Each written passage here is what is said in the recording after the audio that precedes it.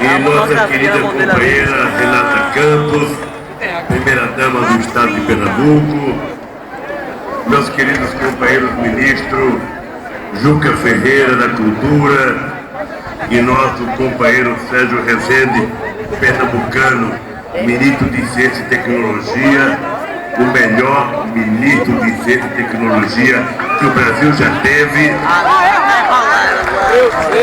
Nosso querido companheiro deputado Guilherme Uchoa, presidente da Assembleia Legislativa de Pernambuco. Nosso querido companheiro João Lira Neto, vice-governador do Estado de Pernambuco. Nossos queridos companheiros senadores eleitos, Armando Monteiro Neto e Humberto Costa. Deputados federais, nossa querida companheira deputada mais votada do Estado de Pernambuco, Ana Reis, nosso querido companheiro Fernando Ferro, nosso querido companheiro Fernando Bezerra Filho, e nosso querido companheiro Paulo Hugo Santiago, ministro Og Fernandes do Superior Tribunal de Justiça, companheiro Milton Coelho, prefeito de Recife em exercício, nosso companheiro Múcio Magalhães, presidente da Câmara Municipal de Recife. Aqui é importante agora nosso companheiro Luciano Coutinho, pernambucano, presidente do BNDES, o melhor presidente que o BNDES já teve na história do BNDES. É importante ficar em pé para as pessoas conhecerem que Pernambuco tem o presidente de um banco que hoje é maior do que o Banco Mundial e que empresta mais dinheiro do que o Banco Mundial. De vez em quando a imprensa brasileira fala muito do Banco Mundial, mas o Banco Mundial, perto do BNDES, não é nada hoje. O BNDES é muito mais importante e é dirigido por um pernambucano. Nosso querido companheiro, esse é um companheiro particular, porque é o nosso companheiro ministro do Tribunal de Contas da União, o nosso querido companheiro José Múcio, o nosso querido companheiro. E outra coisa importante, presta atenção, é importante que a Maria Fernanda levante. Da mesma forma que o BNDES tem o presidente mais importante da história do BNDES, um pernambucano, a Caixa Econômica Federal tem a melhor presidenta que a Caixa Econômica já teve, a companheira Maria Fernanda. E não é dito por mim, é dito pelos governadores, pelos prefeitos, e eu vou contar uma história dela aqui. Eduardo, quando eu não conhecia a Maria Fernanda, quando eu precisava escolher uma pessoa para presidir a Caixa Econômica Federal. Ela estava entre a terceira e a quarta opção de escolha. Aí entra essa senhora na minha sala e fala assim para mim: presidente, eu não posso aceitar esse cargo, porque eu tenho um irmão que é oposição do governo, trabalha no governo do Jaba Vasconcelos.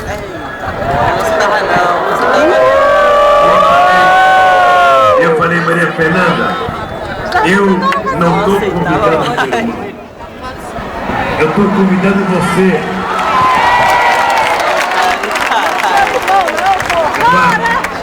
Somente depois que eu falei para Dilma, eu encontrei a presidenta da Caixa, somente depois que ela estava escolhida, é que ela me confessou que ela era uma companheira que tinha ajudado a fundar o PT aqui em Pernambuco em 1989. Foi esse senso de responsabilidade E esse senso de honestidade que me... Ô Vanessa, você tá aí, meu filho? Olinda presente. Daí, prefeita e não existe, tá aí. Então, Maria Fernanda, é motivo de orgulho para Pernambuco, dita pelos prefeitos do Brasil, que é essa mulher. Bem, não é apenas ela. Não é apenas ela. Nós temos aqui presente um outro pernambucano sorveta. Companheiro, vice-presidente de crédito do Banco do Brasil, presidente da Previ e presidente do Conselho da Mata do Rio Doce, o companheiro Ricardo Flores, é outro pernambucano extraordinário que contribui com o desenvolvimento deste país e do estado de Pernambuco. Bem, nós temos agora o nosso companheiro Fernando Bezerra Coelho, que era somente secretário e agora vai ser ministro da Integração Nacional, indicado pelo PSB. Bem, vocês viram que aqui eu entreguei um documento para uma criança. Essa criança é o Daniel.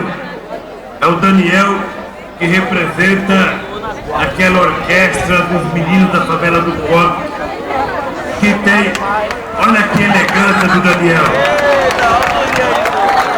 Olha, eu não vou contar a história do Daniel, que você já conhece, mas o companheiro João José Rosa Targino, que é juiz, é o coordenador geral do projeto Criança Cidadã, e ele há muito tempo reivindicava isso, e é importante a gente aqui, levanta a nossa primeira Alessandra da Secretaria de Patrimônio da União, que é a companheira que conseguiu legalizar a doação de um prédio da Marinha para que a orquestra possa montar num espaço de ensaiar e de tornar essas crianças muito melhores ainda. Quero cumprimentar também o companheiro Américo da Cunha Pereira, presidente em exercício da Associação da Orquestra Criança Cidadã, que é motivo de Pernambuco do Brasil. Quero cumprimentar o companheiro Sérgio Gonzaga, por meio de quem cumprimento todos os familiares de Luiz Gonzaga.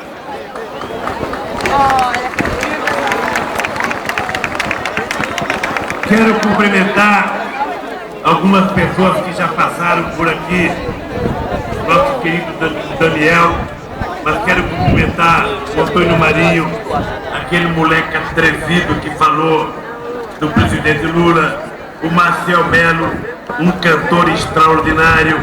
Quero cumprimentar o Walter Teles e quero cumprimentar o João Paraibano pelo show espetacular que deram aqui. Quero cumprimentar todos os artistas pernambucanos, quero cumprimentar o povo de Pernambuco, quero cumprimentar a imprensa e não vou ler o meu discurso hoje, porque eu quero falar um pouco com vocês.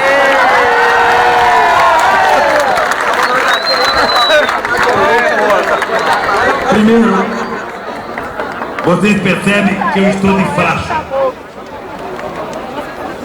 Eu estou de faixa aqui.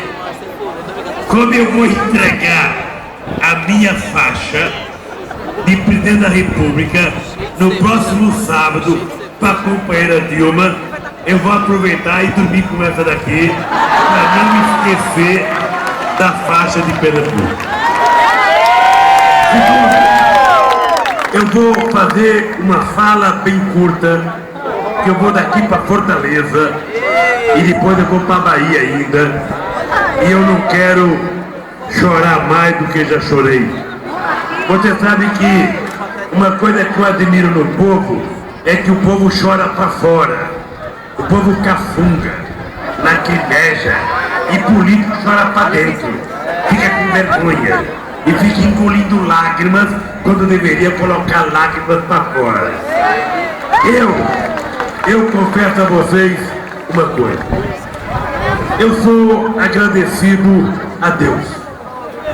em primeiro lugar, porque se não fosse o dedo de Deus, não era normal que um retirante de Caetés, que fugiu para não morrer da fome, se transformasse em presidente da República do Brasil. Isso só pode ter o dedo de Deus. Só pode ter o dedo de Deus. Quem não acredita em Deus pode acreditar que Ele existe. Ele existe e Ele toma conta de nós. Ele não ensina o que a gente tem que fazer todo dia, porque Ele já deu um dom maior para nós, que é a inteligência. Agora, cada um tem responsabilidade pelo que faz. E quem faz, paga pelo que fez. Então eu sou agradecido. Você não acha que eu poderia ser pastor depois que eu terminar minha presidência? Fazer sermão lá em Garanhuns do Ferro? Bem, a segunda coisa que eu queria dizer para vocês. Eu sou agradecido a Deus pelo carinho que vocês tiveram comigo ao longo da minha trajetória política.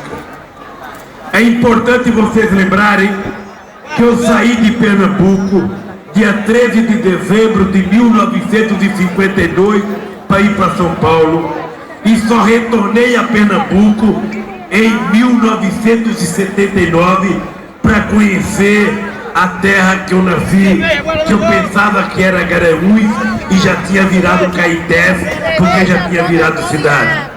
E que fiquei decepcionado, porque eu tinha a imagem de um pé de mulungu maior do que esse comício, e quando eu cheguei lá, era um bicho mais fino do que aquele microfone. E porque eu tinha um açude na frente da minha casa, que eu pensei que era um oceano Atlântico, e quando eu cheguei lá, não passava de uma cacimba. Pois bem, eu aprendi com vocês em 1989, quando fui candidato a presidente da República pela primeira vez, que não era possível o Brasil dar certo se ele não tivesse um presidente da República que conhecesse o Brasil na sua totalidade, que conhecesse o Brasil do Rio Grande do Sul, mas conhecesse o Brasil de Pernambuco, o Brasil de Roraima, o Brasil do Amazonas, o Brasil do Amapá, o Brasil do Ceará, o Brasil de Goiás, o Brasil do Mato Grosso, que conhecesse os negros desse país, que conhecesse os índios desse país, que conhecesse os catadores de papéis, as pessoas que moram na rua, que conhecesse as crianças que moram na rua. Era preciso que o presidente tivesse um olhar total do seu país, para conhecer o seu povo e poder governar, distribuindo possibilidades para que todos tivessem condições de participar do desenvolvimento desse país. Foi a partir, companheiro Eduardo Campos, da descoberta das eleições de 89, em que eu descobri que era falsa a disputa eleitoral, que um presidente da República pegar um avião em São Paulo, descer no aeroporto de Recife, subir num palanque, voltar para o aeroporto e voltar para São Paulo, não lhe permitia conhecer o povo pernambucano. Era preciso que ele conhecesse um pouco mais. Era preciso que ele entrasse no bar, que abrisse a porta do carro, que abraçasse as pessoas, que beijasse as pessoas, que sentisse o olhar de cada ser humano. Afinal de contas, não há possibilidade do ser humano interagir se não houver um toque de mão, se não houver um abraço, se não houver um beijo, um carinho, um olhar, olho no olho. Foi a partir daí que eu resolvi fazer as caravanas da cidadania. E comecei fazendo a primeira caravana, percorrendo o trajeto que a minha mãe percorreu com 8 filhos, saindo de Caetés, da bodega de Tozinho, que ainda hoje existe a casinha velha, saindo até a cidade de Santos, em São Paulo, onde eu cheguei, parando em cada cidade, conversando com as pessoas. Depois eu percorri 91 mil quilômetros de carro, de trem, de ônibus e de barco, para conhecer a cara, o jeito, o contar da piada, o contar da graça, o cantar do povo pernambucano, o sofrimento do povo brasileiro. E isso me deu uma dimensão do Brasil que eu queria governar. E eu tentava traduzir isso, Eduardo, dizendo o seguinte: o marido, ele pensa que conhece a casa, mas quando a mulher não está em casa, se ele tivesse que fazer um café, ele não sabe onde está o pó, não sabe onde está o açúcar, não sabe onde está o pão, não sabe onde está o coador. E eu traduzia para que o povo entendesse com mais facilidade aquilo que era a arte, porque eu queria fazer se ganhasse as eleições para presidir esse país. Finalmente, eu perdi 89, eu perdi 94, e eu perdi 98, e eu perdi porque uma parte do povo pobre deste país, que deveria ter votado em mim, não votava. Não votava com razão, não votava com medo, não votava porque ele passava: como é que eu não sei nada, vou votar num cara que não sabe nada? Como é que eu vou votar num cara que só tem o diploma primário, que é um metalúrgico, um sindicalista? Eu lembro uma vez aqui em Casa Amarela, visitando um barraco, a mulher falou: eu não vou votar em você, Lula, porque você vai tomar tudo que eu tenho. E eu olhava pro barraquinho dela e eu falava: pelo amor de Deus, o que eu vou tomar dessa mulher? Ela não tem nada, como é que ela tem medo de mim? Eu cheguei em casa, Eduardo, contei pra Marisa, falei: Marisa, eu tô assustado, porque eu fui num barraco de uma pessoa que não tinha nada, e essa pessoa que eu queria ajudar tem medo de mim, tem medo. Ela não confia no que eu falo, e ela tem medo que eu vá tomar as coisas dela. E a Marisa falava: Lula, não desanima, continua, que um dia você vai convencer. E isso aconteceu em 2000. Aconteceu.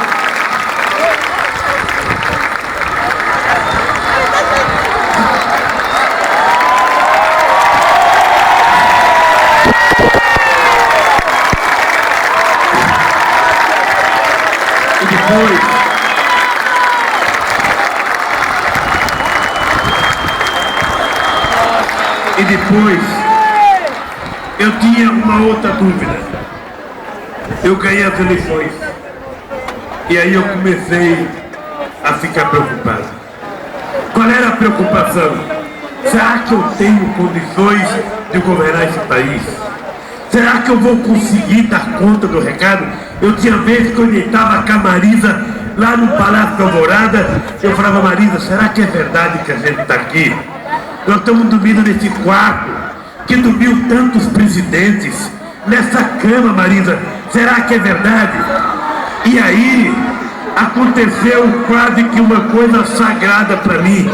Eu descobri que eu tinha que provar a mim mesmo que eu tinha competência, e eu tinha que provar a mim mesmo que eu não podia falhar, porque se eu falhasse, não era o Lula que tinha falhado, porque se eu falhasse sozinho, não tinha importância nenhuma, acabou o Lula, vem outro. É que se eu falhasse, quem falhava seria a classe trabalhadora, seria os povos desse país que iam provar que não tinham competência para governar. E aí, tomei como decisão não falhar. E trabalhei. Eu duvido que tenha um presidente da República desse país que tenha trabalhado o tanto que eu trabalhei, que tenha viajado o tanto que eu viajei, que tenha cumprimentado as pessoas o tanto que eu cumprimentei. E não faço isso à toa, faço isso porque eu quero sentir o pulsar do coração, da alma e da mente de cada mulher e de cada criança desse país. E foi com essa convicção que eu consegui governar o primeiro mandato, depois de tantas coisas ruins que aconteceram, e chegamos ao segundo mandato. Aí o Brasil começou a melhorar. Eu quero aproveitar para agradecer a vocês, de coração, a eleição desse companheiro Eduardo Campos e a reeleição dele agora. Porque a gente não acha diamante em qualquer lugar. A gente não acha gente boa em qualquer lugar. E a gente não acha companheiro em qualquer lugar. Eu lembro da campanha de 89. Só teve um governador do Brasil que começou me apoiando, que era o companheiro Doutor Miguel Arraes, aqui em Pernambuco. Depois, o companheiro Brizola. E quem estava ao lado do Arraes não era o governador, era o menino, o neto. O neto, quem sabe, não um privilégio, mas um neto que estava predestinado a substituir o avô. E eu lembro, Eduardo, de uma viagem que nós fizemos ao Cariri. E eu lembro que no avião, eu e o doutor Arraes, que ninguém também é santo, tomando uma dosezinha. Até porque a gente tinha medo de ficar mandando pequenininho, toque, toque, toque, toque. E o Arraes falou para mim, ô Lula, se você ganhar as eleições, faça a ferrovia ligando Pernambuco ao Ceará. Eu falei, Arraes, se eu ganhar, fique tranquilo. Eu não ganhei. Depois eu perdi em 94. Depois eu perdi em 98. E a Arraes só pode ver 2 anos do meu primeiro mandato. Morreu. É uma pena que o doutor Arraes não esteja conosco. Ele está lá de cima olhando. E ele está vendo o que está acontecendo no estado de Pernambuco, o que está acontecendo no Nordeste. E não é apenas obra do Eduardo ou minha, é quase que como se fosse uma bênção de Deus. Nós estamos fazendo algumas obras, Eduardo, algumas obras. A transposição das águas do Rio São Francisco. Eu fui o único presidente que nunca prometi fazê-la. Todo mundo prometia, eu não prometi. Eu sei que Dom Pedro II queria fazer em 1847, Dom Pedro I, uma coisa assim. Não deixaram fazer. Pois bem, em 2012, a nossa companheira Dilma vai inaugurar a transposição das águas do Rio São Francisco, que vai ser concluída por um ministro pernambucano agora, o nosso companheiro Fernando Coelho, que vai concluir levando água para o Ceará, para Pernambuco, para Paraíba e para o Rio Grande do Norte, atendendo ao maior semiárido habitado do mundo e atendendo a 12 milhões de famílias nordestinas que precisam d'água. Água para beber, água para cabridinha, para o bodinho, para vaquinha, água para ninguém ficar carregando pote na cabeça, como eu carreguei quando eu tinha 7 anos de idade. Somente quem não conhece o que é carregar uma lata d'água, pegar água barrenta no açude, disputando a água com merda de vaca, de cavalo, de cabrita, com caramujo, levando para casa, deixando a água assentar num pote e tirar com uma latinha para beber, era contra a transposição do Rio São Francisco. Graças a Deus ela vai sair, porque a maioria do povo brasileiro assim desejou. E aqueles que eram contra que tomam água Perrier gelada, continue bebendo, que eu não quero tirar. Mas me permita levar um pouquinho de água tratada para o povo pobre desse Nordeste. A gente poderia estar aqui inaugurando a estação de tratamento de Pirapama. Eu lembro, Eduardo, você acha que não era nem nascido. Eu vim aqui em 1979. a convite da Cristina Tavares, a convite do Marcos Freire, a convite até do Jabo Vasconcelos. Em 1979, eu vim aqui, eu fui a Quipapá, eu fui a Lajedo, eu fui a Gareluz, eu fui a Caetés e eu fiquei hospedado aqui no Hotel do Sol, que era da família da Cristina Tavares. E no tempo que eu estava aí, eu tive um problema que faltava água em Recife. Agora, precisou esse refugiado de Caetés, que carregou água na cabeça, junto com o governador Eduardo Campos, para fazer Pirapama, para nunca mais faltar água em Recife, para pessoas tomarem banho, beberem e lavarem sua roupa.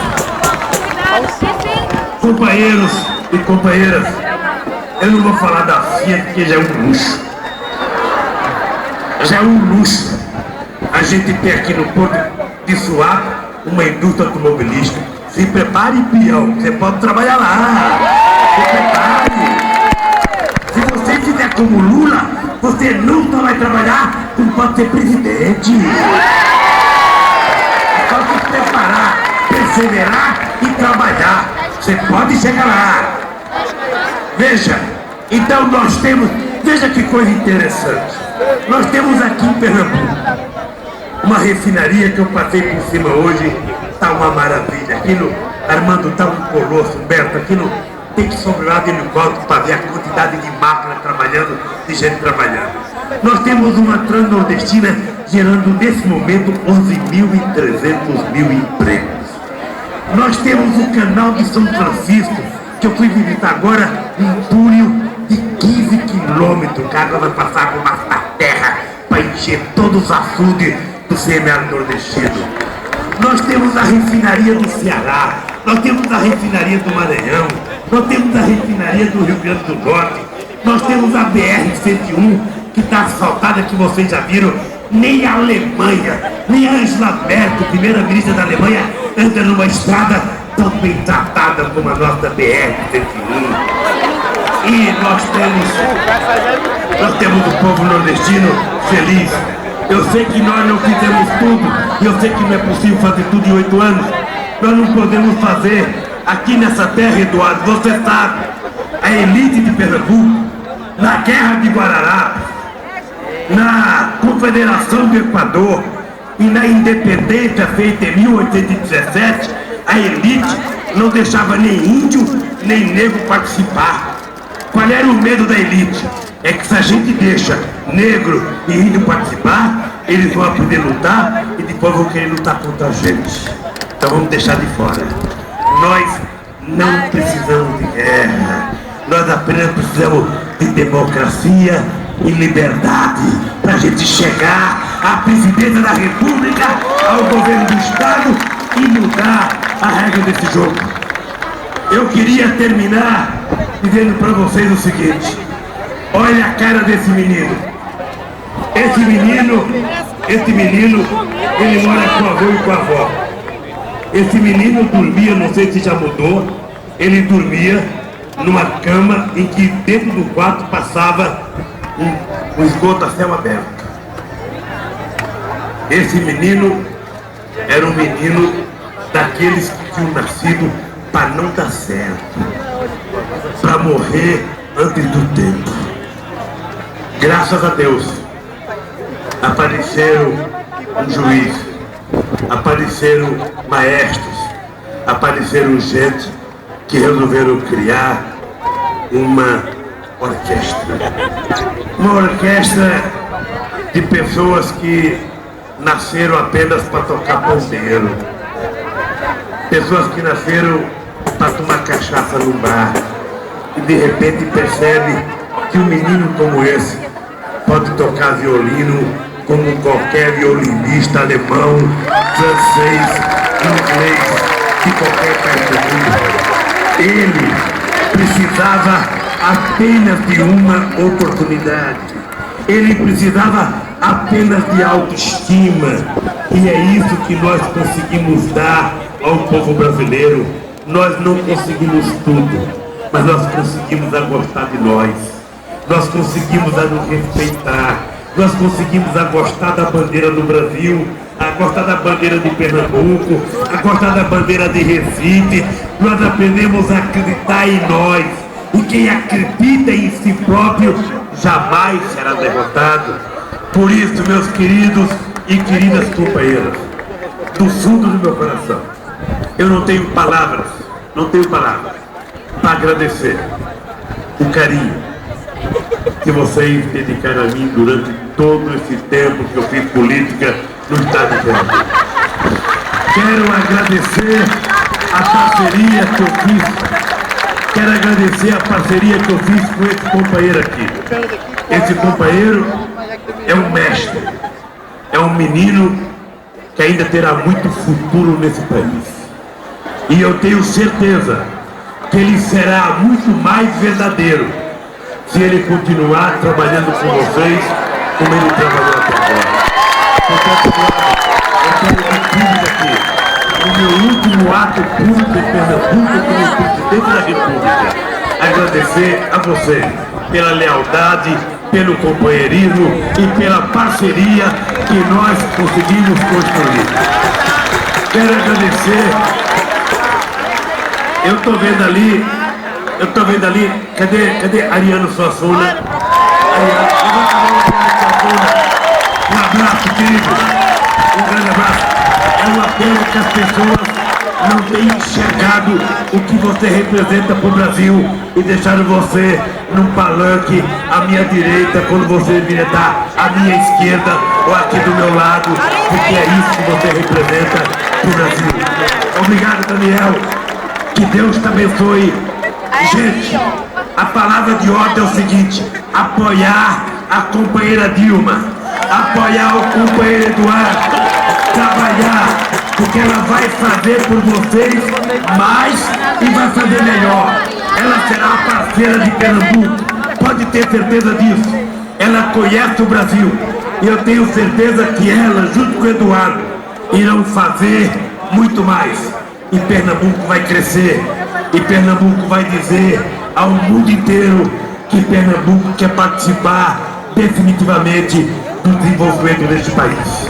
Eu, sinceramente, deixo apenas a presidência, mas não pensem que vocês vão utilizar de mim, porque eu estarei pela rua deste país, lutando e trabalhando para que a gente consiga melhorar a vida do povo brasileiro. Um abraço, gente, e até o futuro que Deus quiser. Feliz ano novo para todo o povo brasileiro e para o povo brasileiro. Com as palavras do presidente Lula, está encerrado.